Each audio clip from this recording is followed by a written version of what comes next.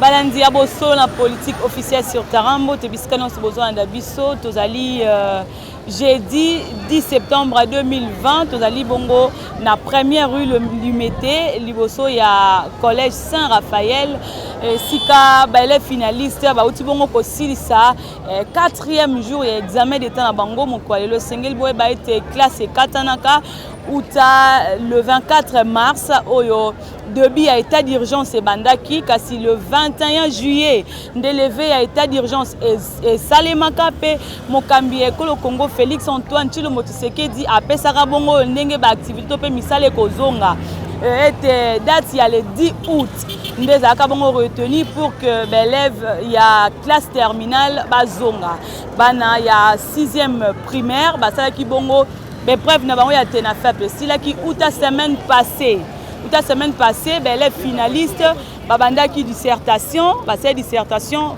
kasi lundi il y a le 7 ndé babanda ki bongo premier jour na bango et examen d'état basaki culture générale deuxième jour ba ya boito solo la te deuxième jour basalaki science troisième jour basali ba cours d'option pe mokwalelo basali bongo langue oyo esali était sanctionné 4e jour et examen d'état solana yaya on peut parler non?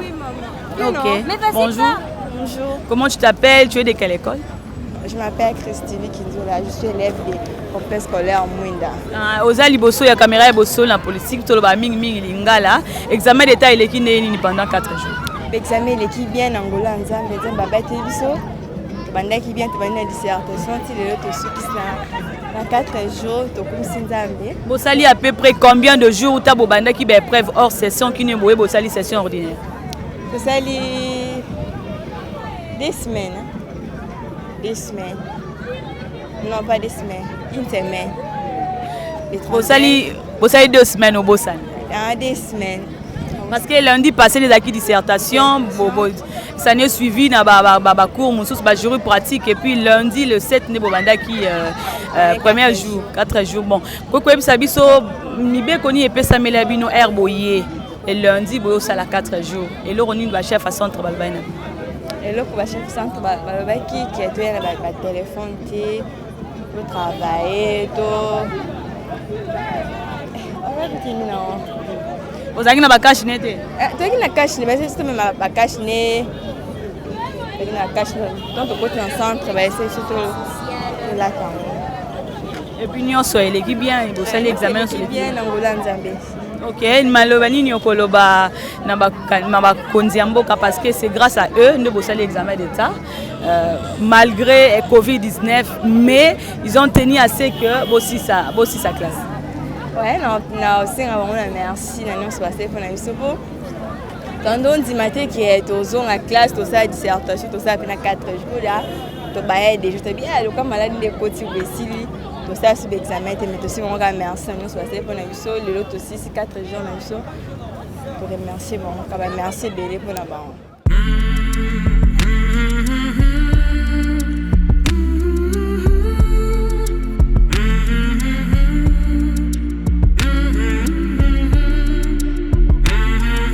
Bonjour. Bonjour.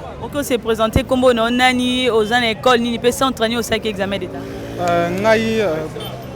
Comme on a Ngalamoul, mais je suis à Saint-Raphaël. J'ai étudié à Saint-Raphaël, j'ai présenté à Saint-Raphaël. Donc c'est un peu ça. Examen. Et je suis de l'option latin philo, je fais le latin philo. Examen et l'équipe parce que vous avez fait presque 2 semaines. La semaine passée, vous avez qui n'a épreuve il y a hors session et puis cette semaine vous avez une session ordinaire. Est-ce que tu peux nous faire juste une synthèse comment ça a été tous les 2 semaines des épreuves de l'examen? Oui, en fait, certes, on s'est senti un peu surchargé vu qu'on a enchaîné, ça ne s'est jamais fait. Mais on comprenait, on venait du confinement, donc on pouvait faire l'effort de s'adapter à cette situation ici. Ça s'est bien passé, on peut dire. Parce que déjà, pendant le confinement, on pouvait avoir quelques moments où on révisait nos notes. Donc, les épreuves se sont bien déroulées. Et surtout, la hors-session, c'était vraiment très bien. leur session. Est-ce que vous avez eu le temps, vous avez eu le temps de suivre les cours télévisés initiés par le ministre de l'EPST, Willy Bakonga? Oui, le cours télévisé par monsieur l'excellence, son excellence Willy Bakonga. On a eu à suivre ça. C'était vraiment très important et je remercie d'ailleurs pour avoir organisé ça parce que ça montre déjà qu'il a eu le souci de pouvoir former, une jeunesse compétente en fait. Ok, bonne chance à vous. Merci. Bon, Tozo continuer, Tozali Liboso, il y a collège Saint-Raphaël en première rue. On est en train de chercher les finalistes. Malgré qu'ils ne veulent pas parler, bon, Lingolobate, bonjour à vous. Mais tu ne peux pas parler. Toi aussi, non? Bonjour. Bonjour. Comment tu t'appelles? Tu es de quelle école? Ouais, je m'appelle Ikinda Merveille. Tu as fait quelle option? Latin philo. Tu étais pendant 2 semaines trop chargée pour les épreuves de l'examen d'État. Tu peux nous dire comment ça s'est passé? Ouais, ça a été, il suffit juste d'étudier. Si tu étudies tout ira bien. Les secrets, c'est l'étude et le travail. C'est un peu ça.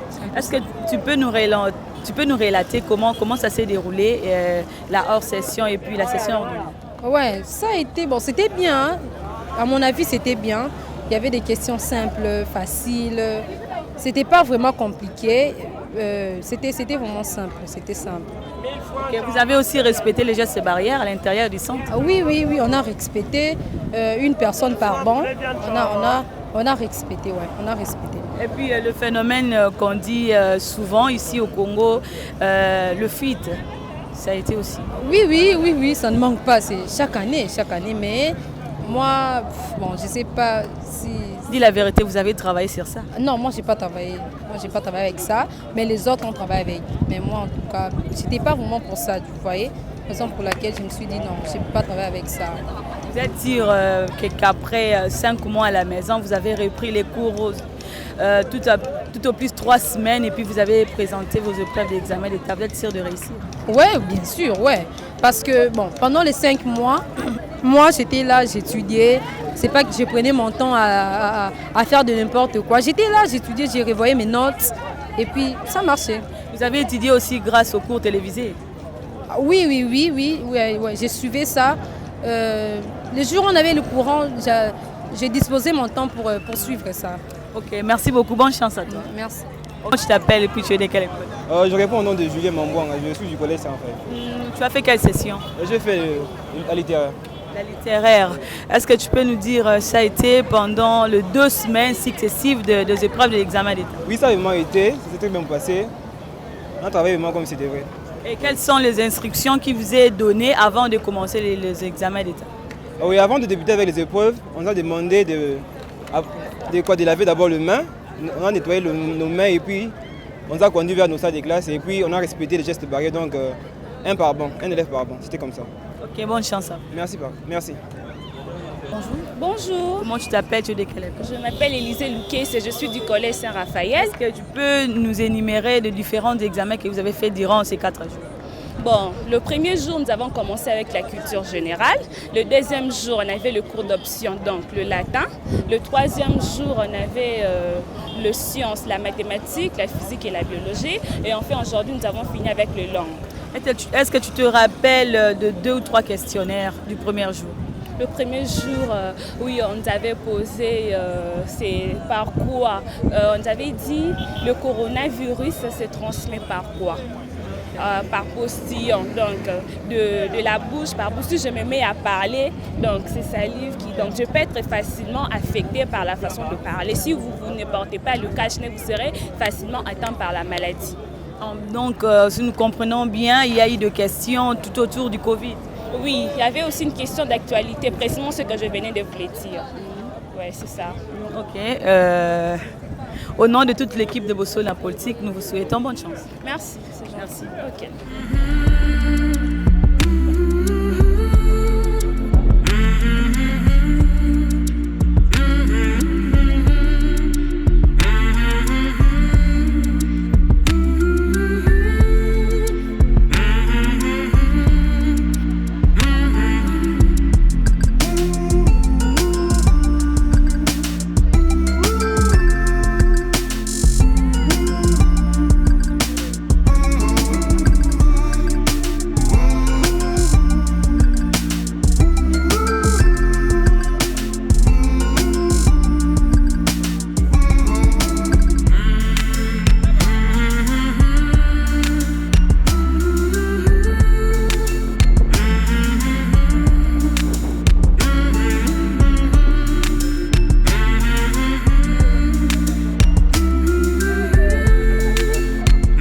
Mboti maman. Okoki, on s'est présenté comme on a nos élèves, il y a école Nini, option au Salaki.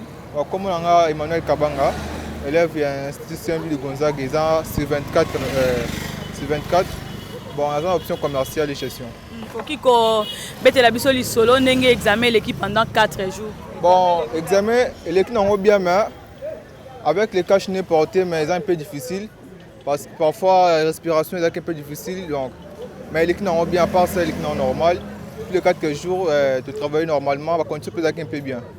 Nini okoloba na ministre à EPSTP Mokonzamboka parce que ben quand les belés ont déclaré année blanche kasi bino au moins ba sauver année bo sali ben preuve na bino examen d'état. Ouais, premièrement en passant au chef de l'État, je dirais premièrement merci ainsi qu'au ministre tout simplement merci parce que ils ont comme un rêve quoi.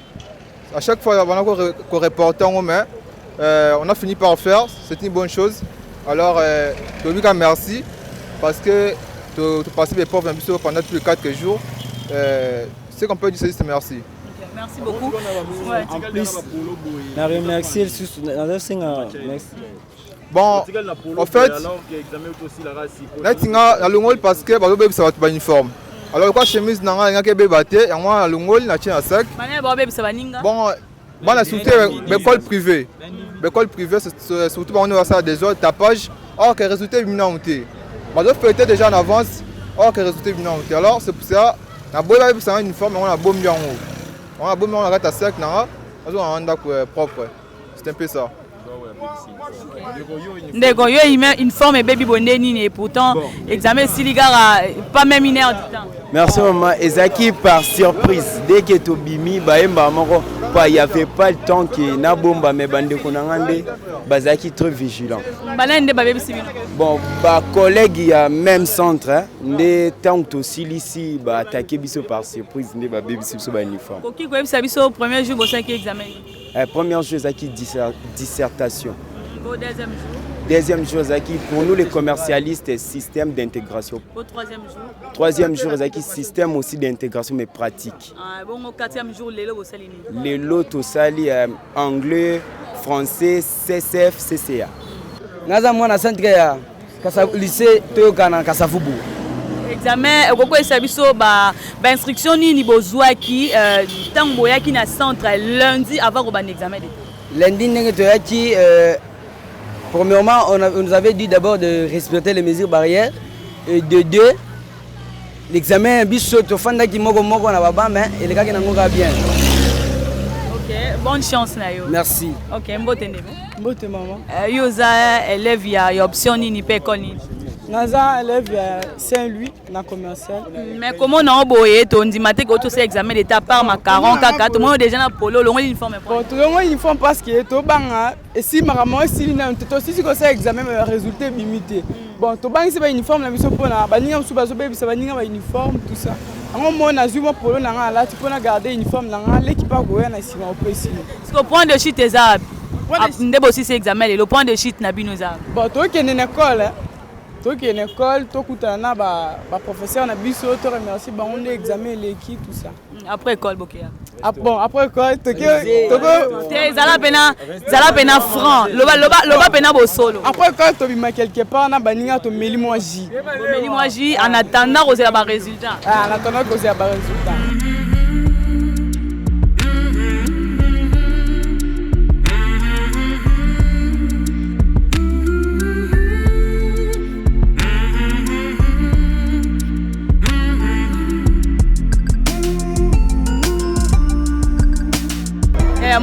Mbote maman. Comment on a nos amis en école? Comment on a Christine Atana qui sont locales? Oh, ça l'examen d'état na centre. Na académie. Quoi ça biso examen les kindeni ni pendant 4 jours, ndenge bo bandaki kino bo sisi. Examen les kino bien malgré tout aussi si to la passe mais to sisi kan. Ba difficulté ni beaucoup tane nango ndengo bi ke malgré passe ba difficulté ni beaucoup tane na 4 centre durant 4 jours et etc. Kabambongo futa ni ambo frère. La dissertation de Brielle, mais l'équipe n'a pas. Tout le monde a commis na uniforme nous a adé uniforme. Tu vois la signification n'a commis en pourquoi? Voilà, si classe n'a tiré uniforme belle là la ozongi là en souti. Aux assure pour résident les bandits commis combien déjà des uniformes? Na si na ozona tiré uniforme belle. Ah bonne chance na yo. ndeko mbote